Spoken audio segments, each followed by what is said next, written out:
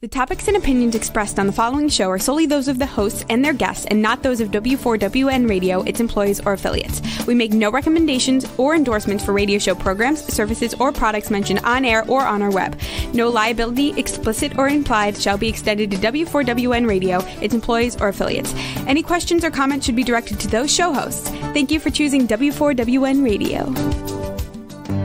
This is Beyond Confidence with your host, Divya Parekh. Do you want to live a more fulfilling life? Do you want to live your legacy and achieve your personal, professional, and financial goals? Well, coming up on Divya Parekh's Beyond Confidence, you will hear real stories of leaders, entrepreneurs, and achievers who have stepped into discomfort, shattered their status quo, and are living the life they want. You will learn how relationships are the key to achieving your aspirations and financial goals. Moving your career or business forward does not have to happen at the expense of your personal or family life, or vice versa. Learn more at www.divyaparekh.com, and you can connect with Divya at contact@divyaparekh.com. This is Beyond Confidence, and now here's your host, Divya Parekh. Good morning, listeners, and I am thrilled to be here with you. So, folks, for those of you who got our books, whether it is Expert to Influencer, The Entrepreneur's Garden, or any other book that you see on my author's page or on Amazon written by me, I want to share that the profits from those books, partial profits, are going to entrepreneurs impacted by pandemic and other challenges. So thank you for your generosity and keep on helping us. We really appreciate your help. And also, I had a couple of other asks of you today. One was if you can leave us a review, that will be awesome. And secondly, if you will donate 1 hour of your time every month with no strings attached, whether it's to your family, to your friends, or to anyone, think about it. Even if 25 million, 50 million, 100 million people give that time so that they can help somebody else, how powerful that would be. So just 1 hour a month. And as always, you can continue sending to us your stories, your questions. And also, I want to share something very exciting with you. We are releasing, you have asked us so many times that we are bringing you our book writing program, and you'll be able to see it in the ticker that will be playing. Well, without further ado, let's bring on our guest. Hi, good morning. Good. Excuse me. Good morning. Welcome, Lynn. How are you? I'm good, thanks. Yeah. I'm in the UK at the moment, visiting my family for the first time in 2 years. So it's great. It's great to be seeing them again. Oh, lovely. So, folks, I do want to share with you all that Lynn is an expert in copywriting, where she helps you write without being salesy and without being icky. And that's what we'll be talking about today. So, Lynn, let's begin with your childhood. Do you recall any fun moments or memorable moments that still stand out in your memory even today? Fun moments. Well, I think I had a lot of fun when I was a kid, but one of the things I really loved was making things. I was the sort of kid who was always creating things, making things, even in baking. I was always doing something, making something all the time. I love doing that. Well, lovely. So any stories from there where something else happened, like, while you were baking, that stands out?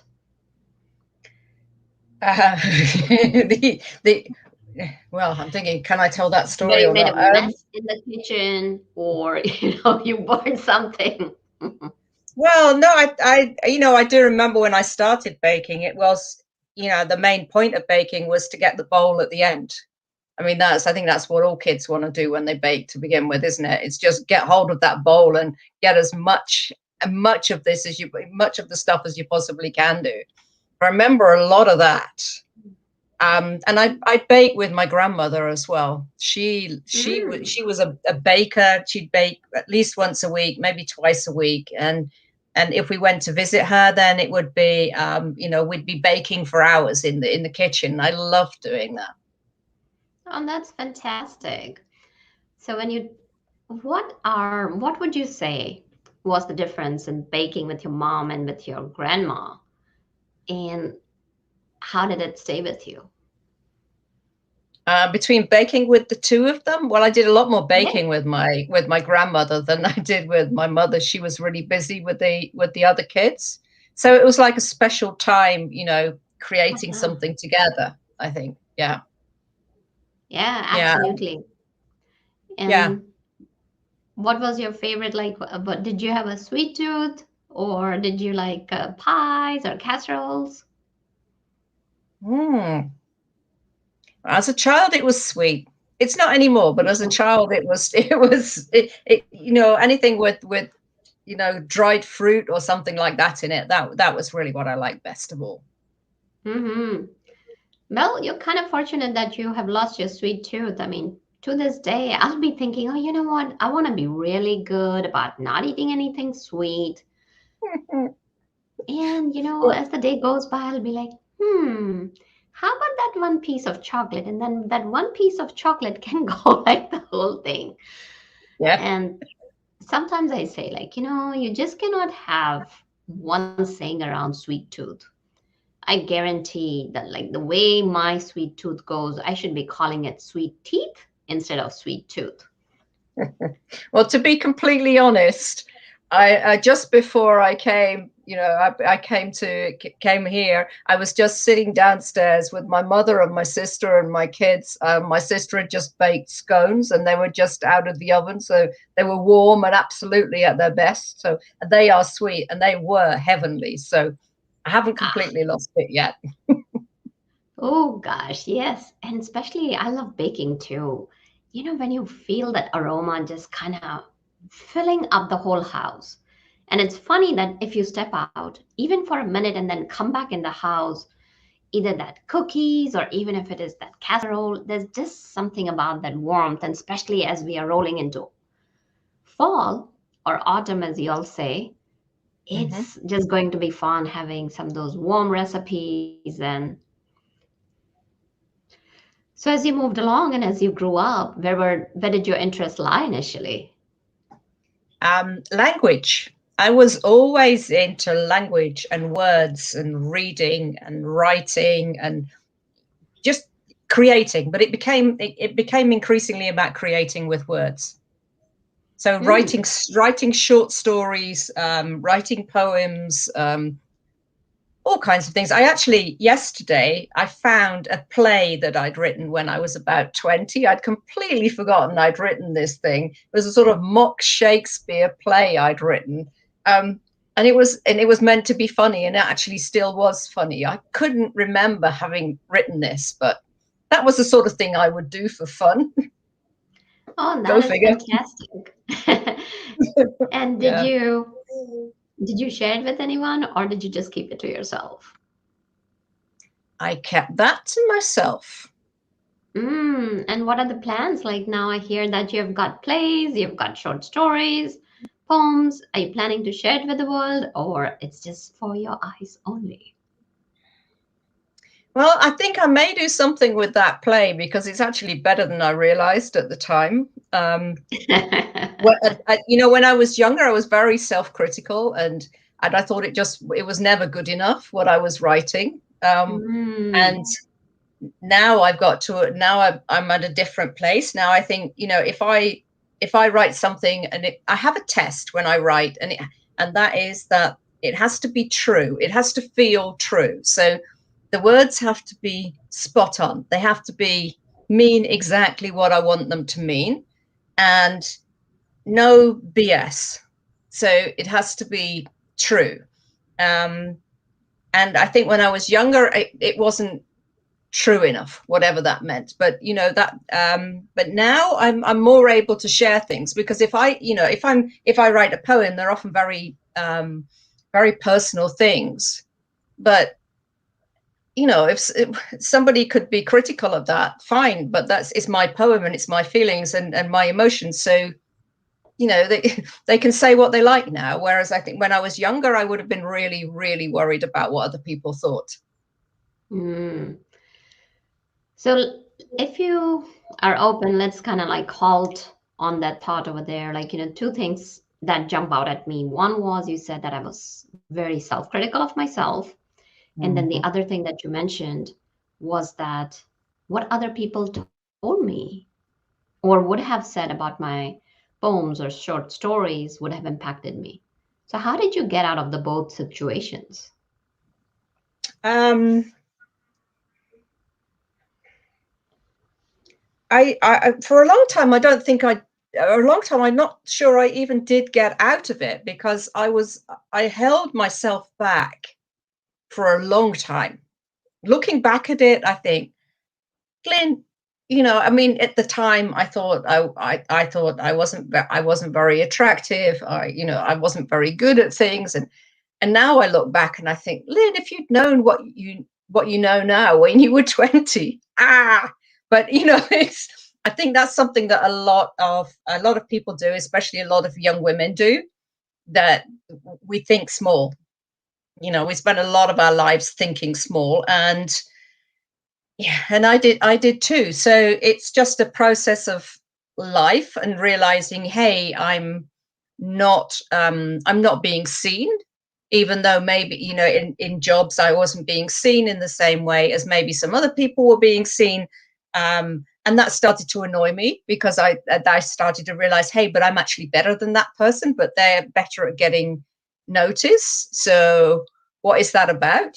So I think it was a process of just going out into the world and realizing that if I didn't speak up for myself and didn't and kept myself small, I was going to be the one that was going to have a problem with it, and not everybody else. That you really do have to. You really do have to make sure that you get noticed. Absolutely. It's about showing up. And you mentioned about that, it's necessary for you to get noticed. So tell me what brought that awareness and how did you get noticed?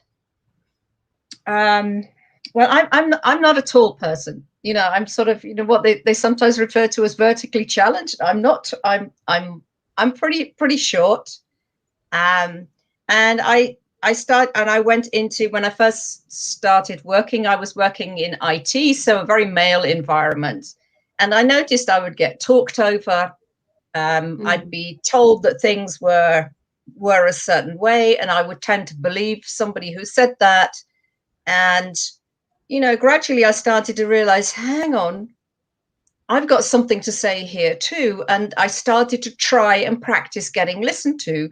And it wasn't that simple. I realized, hey, there's a double standard going on here. If a guy interrupts a woman, then he's being, assertive and saying what he thinks. And if I interrupt a man, then sometimes I was seen as, that it's you could be seen as a sort of a bitch or something like that, whereas you're just trying to get noticed. So I think I started trying all kinds of techniques. I'd become a project manager, and just trying to make sure that meetings were working and I was getting listened to was quite a challenge. It really was. I had to develop lots of different techniques to get listened to. Including, just including tapping a pen on the table and calling somebody's name until they would finally listen to me. It's a tricky thing, and I hear from lots of women that they have the same experience. Yeah, just keeping going in a corporate environment, it's tough to get listened to. You have to make sure you're seen. I totally agree. And this is something so close to my heart, where I've coached so many thousands of women, where one thing, like, a couple of things that you shared keep on popping up time and time again. One is imposter syndrome. And one of the things that I'm seeing is that as this younger generation is opening up, guys are sharing the same thing, that yes, I'm there and I'm supposed to be this super confident professional, and I'm having issues because I feel like I don't deserve this position. So that's one of the key things that keeps on popping up, is that imposter syndrome. And then one of the second thing is that people don't show up. That, I don't want to interrupt. I don't want to be perceived as you said, as aggressive, super aggressive, or being a jerk or something like that, and finding that balance. So what you shared was so beautiful. And one of the things I do want to bring to the forefront is that when you are experiencing that imposter syndrome, always know that your story is so unique. Your experiences are so unique. Nobody has that. And what you're bringing to the table, I mean, of course, it would take a whole lot longer than what we are here today with, is it would take some time, and we will address it in one of our next sessions, folks. But the key is first being comfortable in your shoes. And I really liked what you said, that when it feels true to you, when you're standing in your shoes from a place of integrity and authenticity, then yes, the path may be difficult as you move forward, because this path is not for the faint of heart. Because, as I forget who said it, but victory over oneself is the biggest victory anybody can have. And then second thing is just showing up. You said that, it's important to get noticed, showing up. So can you share with our audience maybe a few techniques that work for you, that helped you get noticed, get seen, get heard? Well, just very, in a meeting situation, it was literally just doing something to interrupt the speaking. So it can be as simple as tapping with your pen on the table, so everybody eventually looks around and thinking, what is she doing? But then you've taken the focus away from the conversation. And that's, and if there's somebody in a meeting who is going to keep talking if they get the chance. Some people don't know how to stop. If there's somebody who works for you, I did actually agree with one guy who worked for me who would talk too much in a meeting. I actually agreed with him that he would sit next to me. And if he spoke too much, I'd give him a brief kick under the table so he could stop, because but we agreed it in advance, and I didn't actually hurt him in any way. But he didn't want to actually talk that much either, and he didn't know how to stop. So I would just give him a brief hint that, hey, it's time to stop this now. So there are some things, and I really think that we have to learn to interrupt and to join in the game in the way that guys do. That men know they have to do this, they have to interrupt, they have to get attention. And I think we need to learn how to do this. And perhaps just allow for the fact that we may be seen as, perhaps not very nice people as a result. But hey, the otherwise you go away and feel small and annoyed and frustrated with yourself. And sometimes you just have to do it. But I think if you're doing something like that, just make sure you're smiling. If you can, make sure you're smiling, stick to the point, say what it is you want to say, and just see it as a game. I think that's the big part of it. See it as a game and not as something personal against you. I really like that analogy, that if you are playing sports, then it's about having that attitude, also having that sportsman spirit, that it's not about competition. It's not about women versus men. It's not about you versus somebody else. It's not about that. It's about coming together as human beings and playing the sport, which, I really like that analogy, Lynn. And if you're okay, I might use it sometime else. Help yourself. I think it's also important that we realize, especially as women, that we realize that we have really important things to share. We have really important perspectives. We have experiences. we that it's really important for the world to listen to us, but the world can't listen to us unless we step out of our comfort zone and speak up.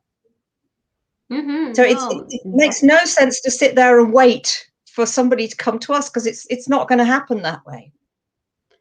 absolutely. And it's about showing. And it's, you said, like, it's view it as a game. And it just kind of brings to me that you cannot be sitting on the bench. Well, it's important to have a bench. I'm not saying in sports it's not, because you're sitting and observing. But then there comes a time that you transition from sitting on a bench to getting into the arena, getting onto the field and playing. And of course, are you going to get hurt? Yes. Are you going to fall? Yes. Is it going to be tough? Yes. But the whole idea is to show up. So, as you talked about showing up, same way it is also about showing up in copywriting. So, let's kind of explore. There's so many people when they're writing, or even when they're on sales call, or when they're talking about anything, there is this image that most of us have about that sleazy car salesman, right? Especially someone who's selling used cars. And of course, they've got a really bad rap. So tell us what that is. And from there, how can one transition into not being icky? Well, I think we all have a very natural resistance to being sold to. We don't like the idea that somebody is going to push us into something, make us spend our money, and we may regret it later. We have all bought things that we've regretted. And particularly online, that's an issue, because, you're not seeing somebody face to face. And that just feels more difficult to trust somebody in that situation. So, we're all worried about, when we're thinking about possibly buying something, we're worried about being sold to.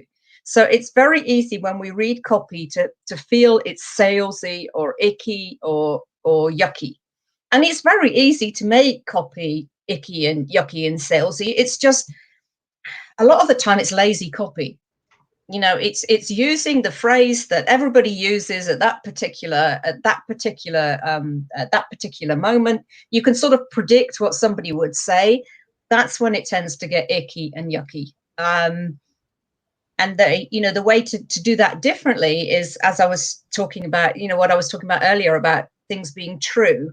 If you are absolutely convinced of what you do and it can help people, then what you're doing is helping them to go from where they are now to a point that they can take a decision.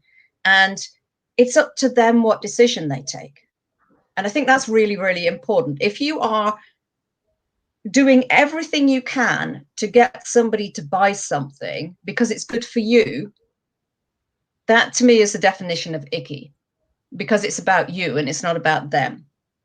But if what you're doing is helping them to get to a point where they can decide if they want to buy something from you, and you're doing that because you know that you can help them, but you're allowing for the fact that they have freedom of choice. They are not, you don't want to force them to do something, then it becomes a lot easier to write copy that's just a lot more human.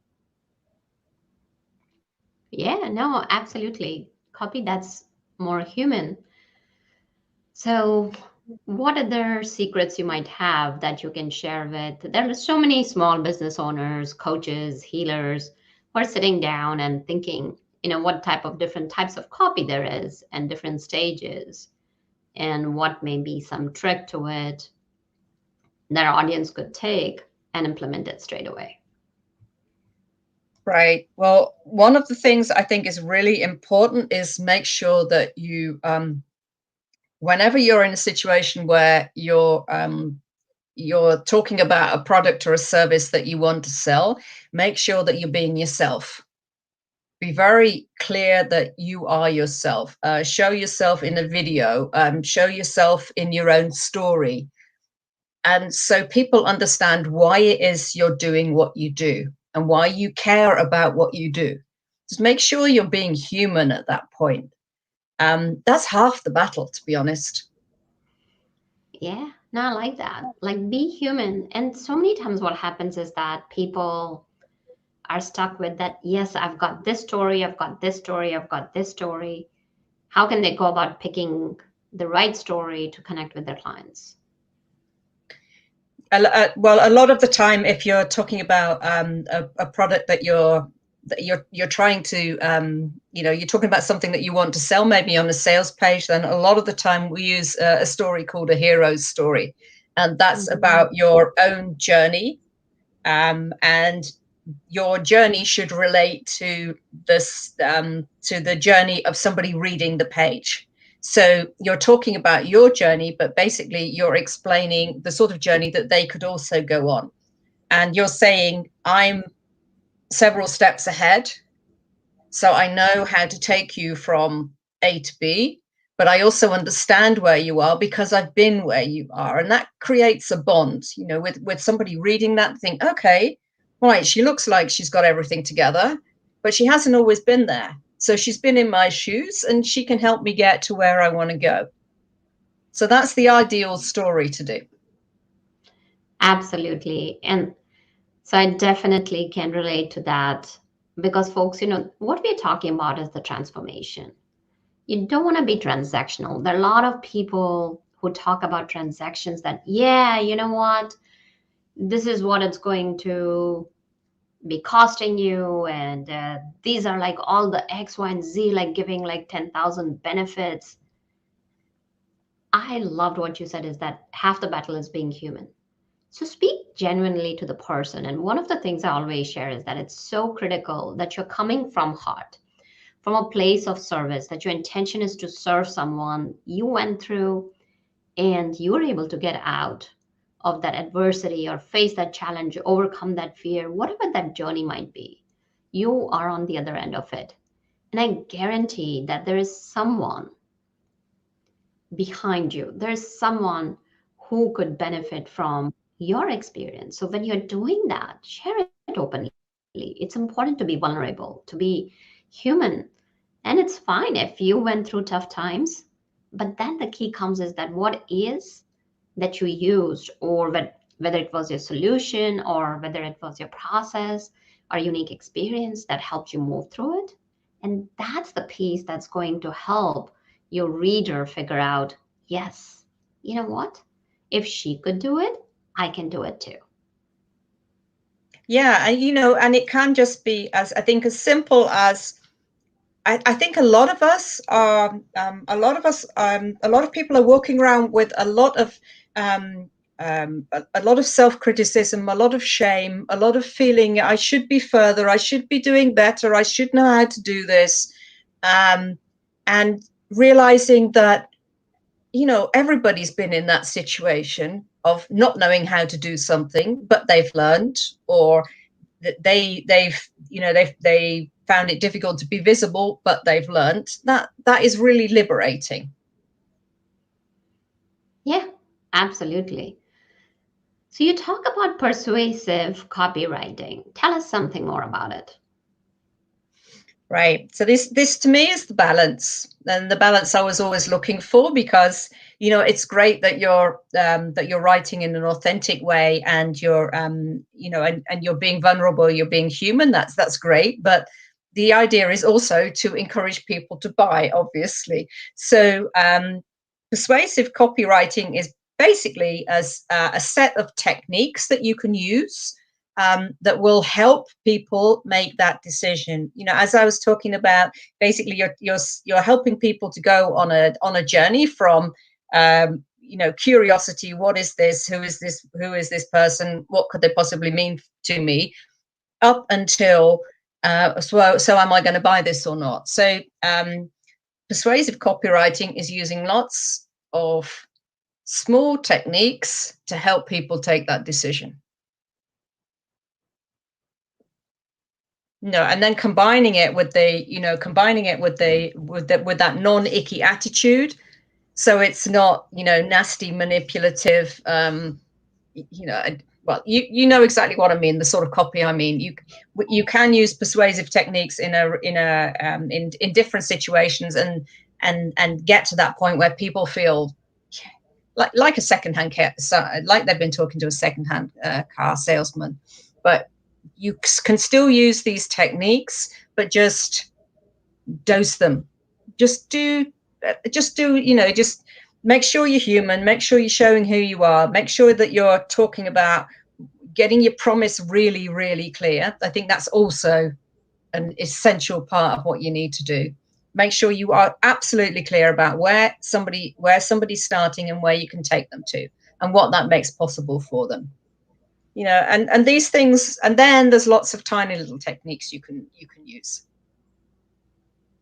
You talk about that internet was invented for cats. Yes. What's all that about? Well, it turns out that cats are something that they're neophilic, which means they love new stuff. And what better environment is there for people or cats who love new stuff than the internet, because there are constantly new things happening.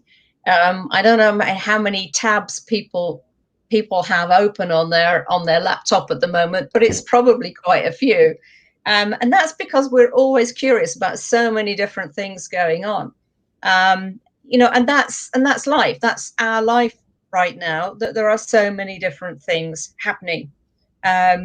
So when you're writing, if you sort of imagine you're writing, you know what a cat looks like. It's all over the place.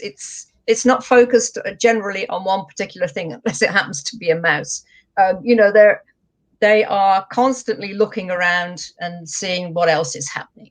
And that's what a lot of internet users are like too. So when you're writing copy, you have to allow for that. You have to really be able to get somebody's attention and keep it. So write for cats is what I'm saying. So you mentioned about smaller techniques. So can you share with us a few of those? Yeah, well, I mean, obviously, there's techniques like urgency. So, and I imagine you'll know what I mean by that. But just to explain it, so urgency is where you restrict your offer in some way. So it may be in terms of time, it may be in terms of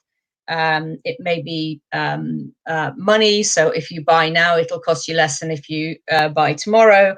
It could be this is only available until next week at 12 p.m. I'm only doing this with 8 people. Any way that you can limit your offer makes it more attractive because it seems scarce. So that's one technique that you can use pretty easily. And anybody who's doing something like running a course, for example, they quite often use urgency naturally because it starts on a certain day. You can't join after it's started. That's a very natural, believable kind of urgency. When it gets more tricky is, for me, it gets more tricky when you've got urgency on, sort of some of the evergreen sites you see, only available for the next 5 minutes and flashing letters and things like that. That, to me, that's more of the icky stuff. But this is one technique you can actually frequently use in a quite believable way. So that's one thing you can do. Another thing you can do is, and you've probably seen people do this, is when you talk about prices, the price of your final product, compare it to something else that people wouldn't think twice about spending the money on. So, something might cost, $100 and it lasts a month. Then say, okay, this is the same as $100. What can you buy for $100? I don't know, maybe a new pair of shoes or something like that. Compare it to something that people would easily spend the money on, and put that on your sales page as well. And you'll see these quite a lot. But don't do Starbucks coffee, because that's the standard one. Everybody's doing stars. That's the price of a pumpkin spice latte or something. But that's been overdone. You're absolutely right. So I want to kind of circle back on urgency. So one of the things is that, let's say if you're sharing with people that this is what you're going to do, then do it. Come through it. Don't. So I've seen with so many internet marketers, what they say is that, you know what, this is something like, I'm not sure. Let's say that, this program will not be available for enrollment after 15th of this month. And then you see 2 months down the road, their page is still live. So I would pull the page down. And then, of course, you can reopen your product or service 3 months later down the road, but come through. And that goes back to the first thing that you had shared, Lynn, about being true to yourself. So it's not only just kind of being true in your writing, but also in your actions. And one of the things I also want to kind of bring up is the social media etiquette. There's so many people who will say yes, like, okay, yeah, you know what, I'll do this. And this is, of course, folks, we are going into personal. We're moving away a bit from copywriting. But the reason I want to explore that is because think about it. Every interaction counts. Just don't think, this is not my client. You know what? Let me brush it off and let me move on. If you promise someone something, come through. And let's say if you are deviating from what you had said, let that person know rather than ghosting them. So what are your thoughts on that? Absolutely. I've always thought that, you agree to something, you agree to it. It's as simple as that. It's to me, that would go as far as if I've said I'm going to do a course. And even if I only had a couple of people sign up, I would still do it because I've promised those people I would do it. And sometimes I have thought, hey, does this make a lot of sense? But to me, it's about ethics and personal ethics and how do I feel good about myself and, kind of look at myself in the mirror and feel good about myself. And I think that's important. It's not just about business and how much money you're earning. It's also, how do I feel about myself as a human being? So if I've agreed to something, I'll do it. Yeah, no, that's fantastic. And so good to hear that. And I'll be so surprised, this, basically, I call it invisible wall of social media. There's so many people that I've known personally, phenomenal people, phenomenal coaches, people who are leading others, and they'll say something and do another thing. And I'm like, looks like this has become normal. And I'm always thinking about it. When did this get normalized? Have you ever thought that? I think sometimes people say something because they know it's true, but then they get that, as you were saying, imposter syndrome. Imposter syndrome can happen at any stage in your journey. So I think sometimes people are saying things and then just get scared or frightened and pull back. I think that's one of the things that happens. Definitely. And sometimes people aren't aware, Sorry, yes. So I think sometimes people aren't aware of. That's true.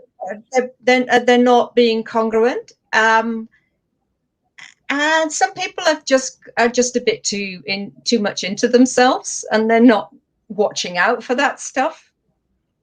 Yeah. I suppose that's the good thing about having started out being very self-critical, is that I always have that little antenna, saying, okay, is this a good idea or is this not a good idea? So there's always that little bit of watching out for what I'm doing sort of thing. Yeah. Right. No, I mean, definitely. And I say that, having that imposter syndrome, or just kind of just being vulnerable about that.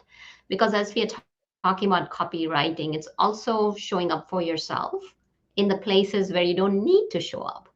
To me, that's so important, because the conviction and the confidence that brings to you, and am I saying that there will be times you don't forget? I forget at times. It's got nothing to do personal, and you get busy and you forget. But the times when you're able to remember, it's important that if you have promised someone something and if you cannot come through, just let them know that, hey, listen, initially I thought this was going to work out for me, but now it's not. So I just wanted to let you know. So recently I'll kind of share that I mentor young people, and there was this wonderful one young lady, and she wanted to be my apprentice. And I told her, like, listen, I have 3 to 4 other interviews, so I really like you. Nothing personal, but I'm letting you know if there's somebody who's a better fit, then I may be able to offer. And in the meantime, if you get other apprenticeship, go for it. And she said, like, Yeah. no, I'll wait. And I told her that one thing I'll let you know is I'm giving you this date. By Friday, I'll let you know. Either we're moving forward or not, regardless of what happens. So when I reached out to her, she responded back so beautifully that I'm so used to people not just letting me know. And this is so refreshing. And that's what brought the conversation here, Lynn, is that I'm like, really? My responding back to her is refreshing. So that's why I brought it up, that it's important to I, show I up. had I had a similar conversation with a friend last weekend, and we were sharing online dating experiences. And I was saying that, if I'd been on a date and decided this guy wasn't right, which obviously happens most of the time, I would always send them well, I mean, it's a process of just finding the right one, isn't it? So I would send a message saying, no, look, I'm sorry, this isn't going to work out, but I wish you all the best for the future. And I try and put in something positive, you're a really nice guy, but you're not the one for me, or something like that, so they would have an idea of why it was that I was saying that. And this friend was saying, oh, that's so nice. I never know what to say, so I ghost them. And oh my, that's horrible. I've been in that situation as well, where somebody's ghosted you, and it's horrible. So yeah, no, I always try and let somebody know in that situation. Well, that's fantastic. We have talked about a lot of things, Lynn, and I know you have something special for our audience. Would you like to share that with us? Yeah, well, if people would, you've got a sales page and you would like, yeah, you'd like me to have a look at it, have a look at how it can become more persuasive in a non-icky way. And I stress that it's a non-icky way, but looking at, various techniques that you can include. We've talked about urgency, but there are lots of other things that you can do. Then I've got an offer, and that's a sales page gold session, where I will go through your sales page, use a special audit tool on it, and find ways that you can improve its effectiveness, all without getting icky. Well, that's fantastic. And how can they get to that sales page? Well, they can get to it. They can get to it with the URL that's being shown. It's available from there, or otherwise they can just get in touch with me, and I'm happy to tell them where to get it, or where to apply for it. Absolutely. The link is yourepicbusiness.com. And how can they get in touch with you, Lynn? But they can get in touch with me on Facebook, just Lynn Coleman. There's also on Insta, it's Your Epic Business again. LinkedIn, I am actually LinkedIn Lynn Coleman. So I was there nice and early with that, with LinkedIn. So you can find me there as well. Well, lovely. Thank you for joining us. It was wonderful talking to you and sharing your journey and the tips. Okay, well, thanks for inviting me, and I really appreciate it. Oh, my pleasure. Well, listeners, thank you for joining us. This show is for you, so let us know how can we serve and support you. And thank you, Jason, for making the show possible with the sound and all the technical side. So until next time, be brilliant, take care, and talk to you. Thank you for being part of Beyond Confidence with your host, Divya Parekh. We hope you have learned more about how to start living the life you want.